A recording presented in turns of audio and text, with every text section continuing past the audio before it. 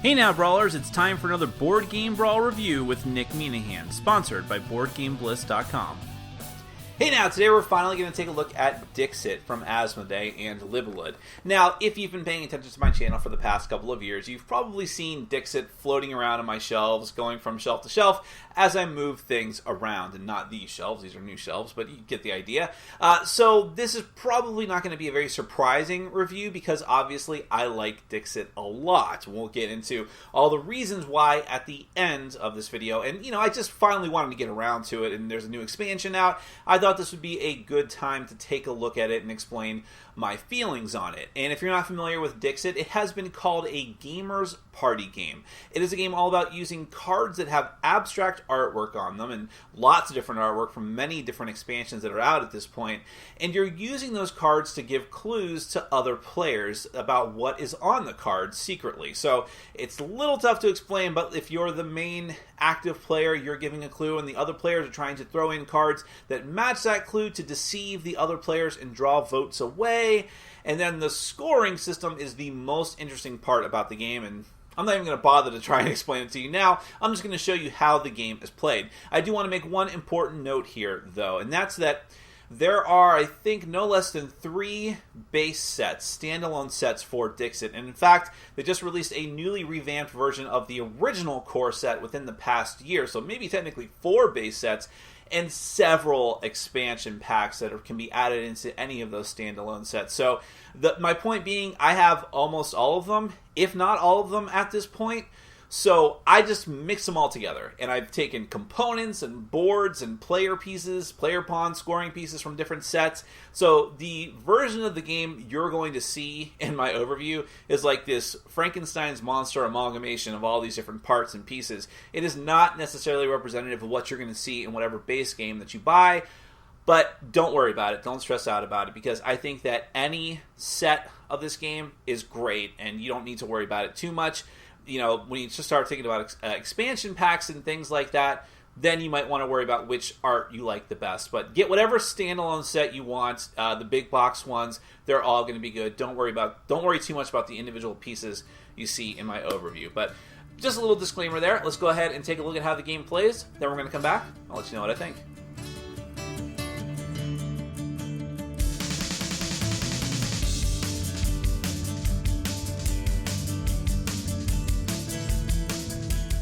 Alright, let me give you a brief overview of Dixit. This is a competitive game for anywhere from 3 to 6 players. I don't necessarily recommend playing with 3, but you can certainly do it. It uses some modified rules that I won't go into here, but essentially it's the same game. The goal of this game is to be the first person to cross the threshold of 30 points. If you have the most points at that point, in case multiple players hit the 30-point mark at the same time, then whoever has the most points is going to be the winner. So I have this set up for a 6-player game, and at the start of the game, each player is going to choose a color. They're going to get a pawn, which again, as I mentioned before in my intro, it may be different depending on which set of Dixit that you get. These are little bunny pawns. But you'll take a pawn of your color, put it at the start of the track, and each player is going to get a set of these voting tokens with numbers from potentially 1 to 6, again, depending on the number of players that you choose to play with. You'll have a main deck of 84 cards, but there are many other expansions that you may mix into the game, and it's easily expandable, because all of these cards the main cards that are in the game are artwork. Just kind of some mostly crazy, surreal artwork of various things with no real set pattern or theme or anything. They're just art. There's various different artists that are used for each game. Each set of Dixit usually sticks to one artist, but from there, it just goes all over the place depending on which set of the game you choose to use, or you can just mix them all together. See, there's all kinds of different things, lots of symbology, lots of different things going on in each picture, lots of things that can have multiple different meanings. That is the whole point of all the cards in Dixit. Sorry, I actually can't resist but show you some more of them, just to give you as clear an idea of what I mean when I say it's just got a bunch of crazy artwork. And I'm sorry, they're all in different directions, so it's kind of annoying, but you get the idea.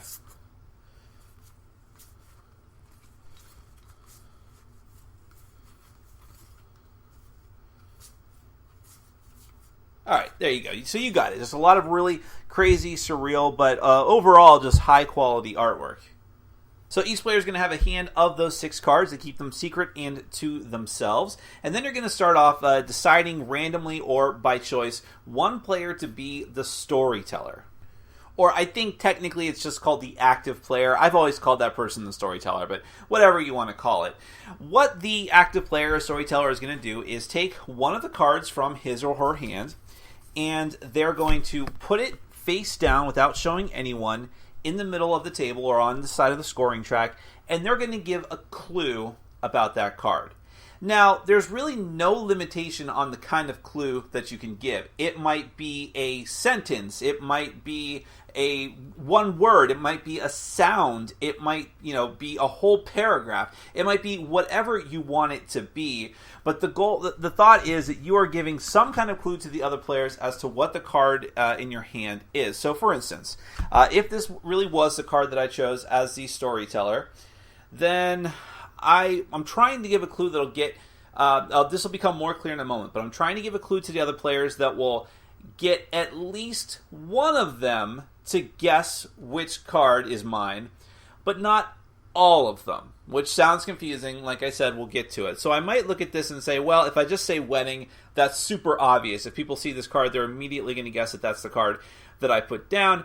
But maybe I'll say something like age, or maybe I'll say journey, or it could be any number of things. I could say glass because of the lens, or I could say lens and hope that there's a lot of other things. But again, I'm getting ahead of myself. I'm just giving some sort of clue here that is specific to that card, but not too specific. Once I've locked in my choice, put down my card, given my clue, every other player except me, the active player, is going to take a card from their hands that they think applies to the clue. So let's say the clue that I did choose was age. That's the one that I ended up going with. So this player might look at their hand and say, well, all right, I want to try and trick the other players and have them pick my card instead. So what is really going to apply to age here? And sometimes you may just not have a great choice. But maybe I'll go with this one and say, well, okay, there's a girl here, and this looks like there's another girl who looks just like her, but she's shrouded in water. So maybe that represents a metaphor for age or something like that. So I'll go ahead and put that one down here. And then this player might look at their hand and say, well, okay, there's an old woman, and let's see. Yeah, that might be a good one there. So we'll say age, in a rocking chair. Kind of makes sense. And this player, that's a promo card, by the way. That's why it looks so much different. Let's see. Oh, okay, look at that. The Indiana Jones and the Last Crusade. That's what, in my head, I'll be thinking that as I put that card down without showing anyone, if I'm that player. And then for this one here, let's see. This player, age is the clue. Age is the clue. So maybe this one because it's a pre-slate person? I don't know. Obviously, sometimes you just don't have perfect responses for the clue that the storyteller or the active player is going to give. So let's just say this one, since a bigger flower is over the little flowers. The point being that every other player is trying to give some card that may also apply to the clue that the active player has given. Once every player who's involved in the game has submitted their answer, then that whole stack of cards is going to be shuffled up without revealing any of them to anybody. And then they're going to be put on this side of the scoring track in the numbered spots. Doesn't matter which card goes in which number, as long as each card is associated with a number. Okay, since this is a full 6-player game, all 6 of those spots are going to be used. Then they're going to be flipped over. Boom, boom, boom, boom, boom. So now the active player / storyteller obviously knows which card is theirs. And everybody else knows which card that they put down. But here's the tricky part. Secretly and simultaneously, every player except for the active player is going to take one of their voting tokens and put it numbered 1 through 6 and put it face down in front of themselves. And that number is supposed to be the number of the correct clue, the active player's card. You want to guess what the active player's card is, ideally. However, when voting on the cards, you may vote for one of the other player's cards accidentally, which might give them points, and you cannot vote for your own card. You have to make your best effort to vote for the active player's card as possible. Once everyone has locked in their votes, I'm just doing this randomly, then everyone reveals their vote, whatever token that they voted with. All right. So it looks like these two players guessed card number 1. So did this person. This person guessed card number 4. Oh, look at that. And then this person guessed card number 3.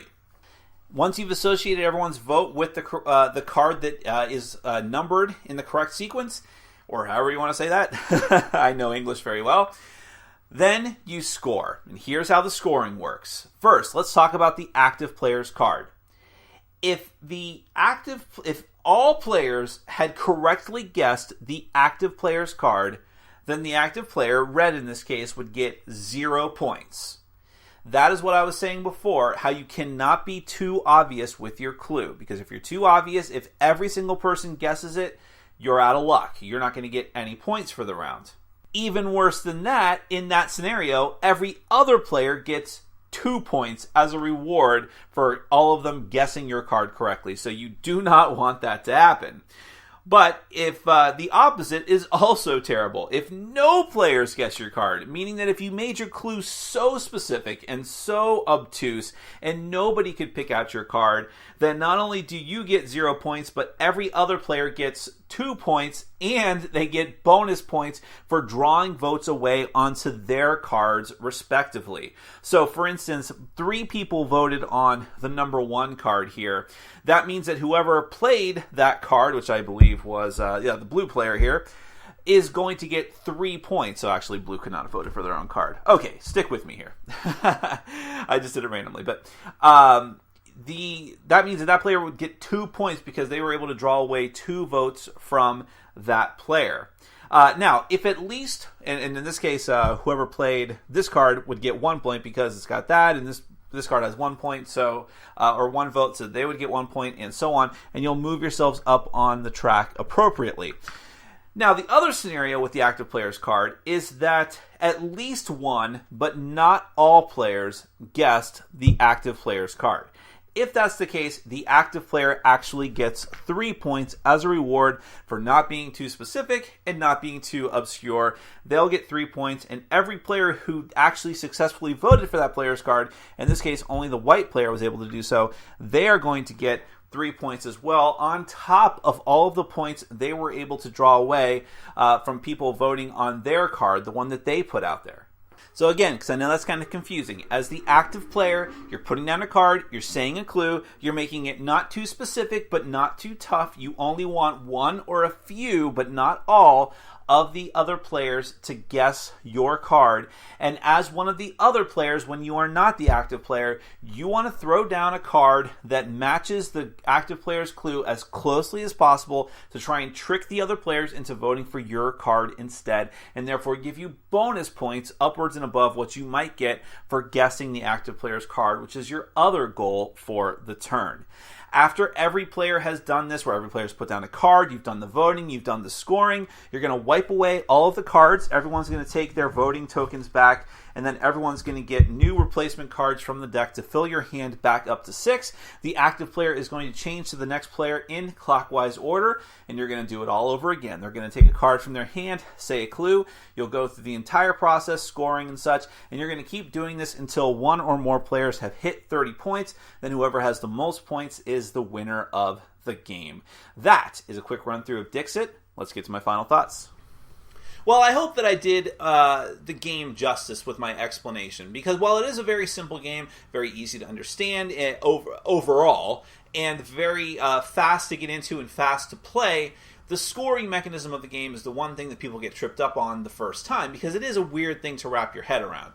You want to be, as the active player, the storyteller as I call them, you want to be specific, but not too specific, and you want to, as one of the other players, you want to draw votes away by playing the right kind of card, but you still want to guess the correct card from the active players. And my point being, there are nuances to the game that maybe weren't quite evident when someone just tries to explain it to you for the first time. It's something you really need to experience, and really, I just enjoy this game. It's a wonderful game.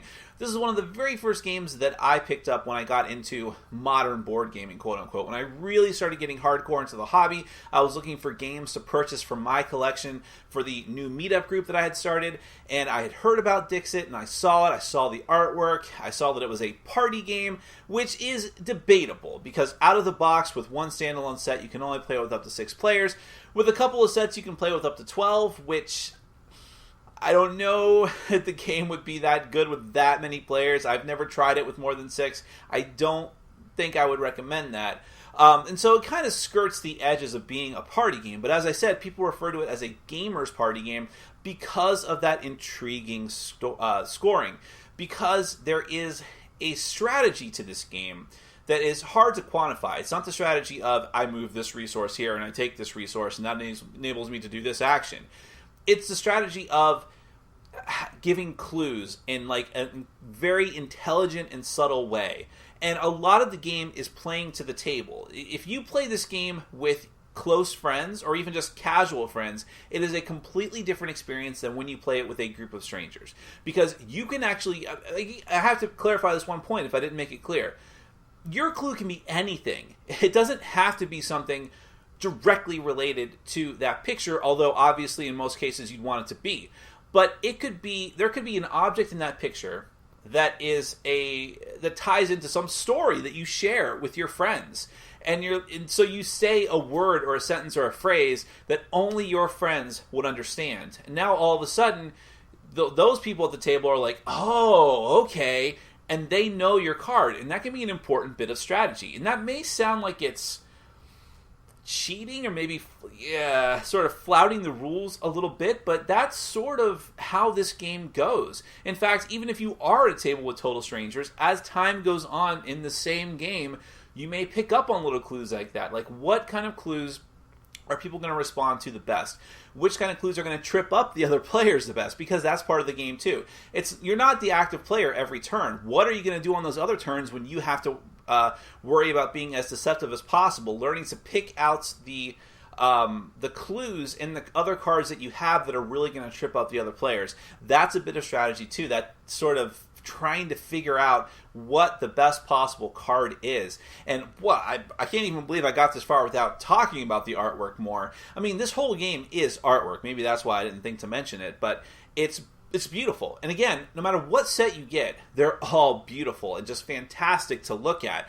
I like some artwork that has been used better than others. I think that the artwork of Dixit Journey, which is one of the base sets, the one that I think was the most popular over here in the United States. It was on store shelves in Target. Might still be. But that probably had the best artwork for me personally, but it's all good. And all of it tells a story. It's all very weird and abstract and surreal, but it is that way for a reason. It not just to give you the players the most amount of clues possible, things to pick out of the portrait to use, but to look at it and say, wow, I like this. I like thinking about this and extrapolating and like, what's going on here? Why is this person standing here on the edge of this precipice and looking out, and there's musical notes flying in the air? All these different things really tell a story. And I think one of the reasons why I don't do better in Dixit, I do okay, is that I sit there and look at the art on the cards. And even if I've seen the art a million times, I might, because I played this game a lot, I might still get caught up in it because it's so great and wonderful. And that's a huge part of the game. It's really intricately linked, more than any other game I can think of, really. The artwork and the theme and the game mechanisms are just this interwoven, and it's just very, very cool the way that they do that. Now, if I was going to give a fault with the game, first off, sometimes with too many players, it can go on a little bit longer than it should, because it is. I think when you have the right group, when people know what they're doing, it flows better. The faster this game goes, the better the experience. When it drags on too long, I think because it is a creative game, it can start to sap people's strength a little bit. Not to a huge degree, but I think it is worth noting. Also, this is a very polarizing game in some instances. I've seen a lot of people like this game. I've seen some people hate this game. People whose opinions of games I really trust. But this is just that type of game. It's a game that requires creativity, reading the room, wanting to be social with the other players in order to figure out what they respond to. And some people are not going to respond to that as well as others. This is like deduction mixed with almost negotiation in a way, because you want to get the other players to guess what you're doing, but not everybody. It can be a tough sell for some people, so you do need to be aware of that too. But I also think it's a great gateway game. I think it's a good game for kids and families, for new gaming groups. If you have casual gamers who have never played anything other than Monopoly and Life and Scrabble, they will respond wonderfully to Dixit, except for maybe a percentage who won't. But most people totally will, and I really enjoy this. I don't care what set you start with. Start off with the base game, add some expansion packs of artwork that you like, take a look online. Whatever you do, you're going to have a fantastic time. And hey, you can use the Dixit cards for Mysterium. They actually made that official. Mysterium being another great game with those oversized cards that have surreal artwork, and probably vice versa, but you'd probably more likely use Dixit cards for Mysterium.